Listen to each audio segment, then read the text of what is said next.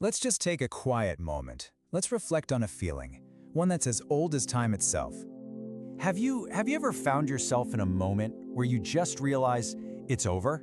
That some kind of line has been crossed? A point of no return. That whatever it was you were worrying about, whatever you were trying so hard to prevent, well, it's already happened.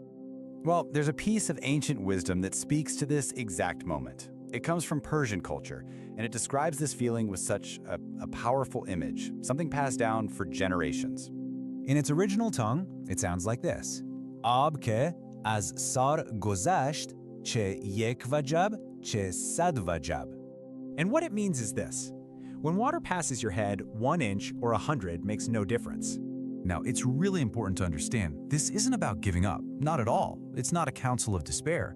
It's about a kind of clear-eyed acceptance of reality. It's that recognition that, once a situation has crossed a certain threshold, panic doesn't change a thing. The time for preventing the flood is over. What matters now is how you respond, not how much you regret. To understand this a little better, let's consider a story. The story of a man named Hussein. So, at his work, these small warnings start to appear, like a slow leak. And he ignores them. Then, deadlines are missed. It's like a rising tide mark on a wall. Tasks are left unfinished, and each one adds just another drop to the problem. And then, one day, all the consequences arrive, all at once. And it's in that moment that Hussein understands all the arguments, all the worry, the frantic efforts to try and catch up. They belong to a time that's already gone. The damage, you see, is already done. The water has passed his head. His story really points to a deep human truth, doesn't it? We so often delay action until a crisis is just unavoidable.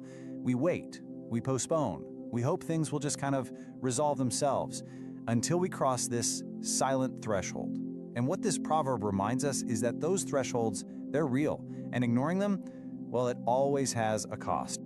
But this idea, this wisdom, it isn't just Persian. It's a deeply human insight, one that you can hear echoed in different ways all over the world.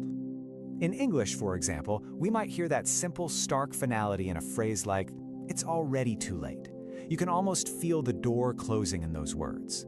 And in Japan, the culture often speaks to this very same truth, but from the opposite direction. There's this profound respect for prevention over reaction, which is really a way of honoring the idea that you should act long before the water even begins to rise.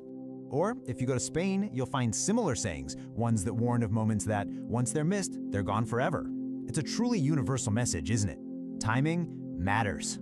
And so, this brings the wisdom back to us, doesn't it? Right here, today, we have to ask, where is the water rising in our own lives?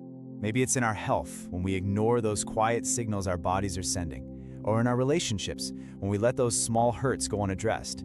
It definitely applies at work and with our financial decisions. Places where what starts as just a tiny trickle can, before we know it, become a flood. You see, in all these parts of our lives, problems have a way of swelling quietly in the space we create when we turn away from them. The lesson, it's a gentle one, but it's so clear. Act early or learn to accept the outcome. And so, the question that's left for us to contemplate, it's a quiet one.